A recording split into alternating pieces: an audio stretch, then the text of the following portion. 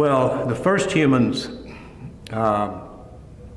we did descend from other forms of life, and the animal in the wild that's closest to our DNA, almost 100%, is the gorilla. The gorilla's natural diet is whole plants. As humans also have a cognitive niche. That's what got us in trouble. We also started moving around and populating the planet. Well, if you've moved yourself to Alaska, you can't have fresh vegetables in the wintertime. So you learn to live, humans adapted, and humans throughout the ages have eaten whatever they could find.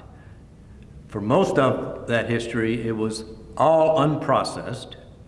It was probably a large percentage, a number between 60 and 80% or 90 possibly, depending on where they were living, was mostly plant-based foods, mostly grains, mostly things when they started growing, of course, most of human history, we didn't have farming. So they were eating whatever they could find. They were called hunters and gatherers. And depending on where they lived, they would gather first, but they would hunt later if they needed to, is the way I see it. Now, fast forward up to the 20th century. I was born in the middle of the 20th century. Right about the time that everybody was wealthy enough to have meat, dairy, eggs, and fish, or some combination, at almost every meal. And we were taught to believe, our parents were taught to believe, that that was the healthiest way to eat. You got to have this protein. Eggs are great. Cow's milk is the perfect food, and all of that. And that's about when the problem started. When food got cheap enough, when manufacturers were able to do the mass farming, the automation, all of the engineering process improvements to make food cheap, is when we ran into problems. When my parents were growing up, they couldn't afford to eat meat at every meal, and therefore it wasn't available at every meal. But later it was available, and people started doing it, and then lo and behold, the medical profession climbed on board. Our medical profession is pretty much controlled by our pharmaceutical industry. Our nutritional professional and our medical profession, nutritional professions are controlled by the dairy and the meat and the food industries.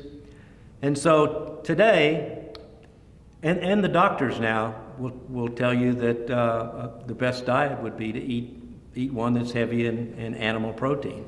If someone were to leave this conference and go to their doctor next week and say, "Hey doctor, I went to this conference and I want to really think about going to a totally whole food plant-based diet," the chances right now are 10 to 1 that patient would hear more words of caution than he or she would hear of encouragement.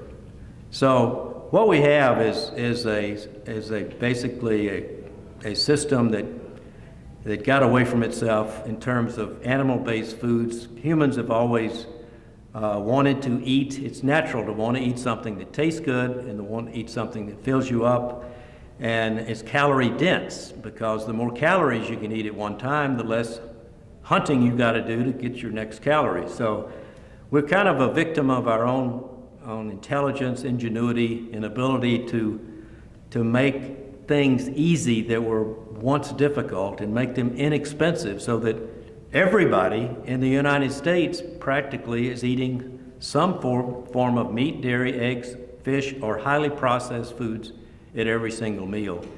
And this is when the question was about healthcare costs. This is when they really started going out of control. Was in the 60s when it was 5%, and now it's 20%. And unless something changes, it will get to 30%. But I can't imagine it happening, because we're bankrupting families and nations, and we simply have to find a way to get back to the natural diet for our species, and we owe it to our grandchildren and for the future of this our civilization. Yesterday, I heard one of the lecturers talking a lot about the GMOs, and she said most of the GMOs in the United States are going into products that feed either cows or cars. So I've often thought, and I'm not an expert by any means on GMOs. I avoid them. I would rather eat organic. And I truly believe if we were successful in causing a gigantic shift in the direction of whole food, plant-based diet, that we would, by virtue of that step, we would eliminate the need for most of the GMOs that are taking place, because most of them going into animal feed. So back to the question, the part about getting the protein and the right amount of nutrients that we need. According to Dr. T. Colin Campbell, who is a friend of mine and a colleague, Cornell professor, and various MDs that I know that are working in this field, the ideal combination of carbohydrate, protein, and fat is 80-10-10. There are only 3 macronutrients. We need some of all of them.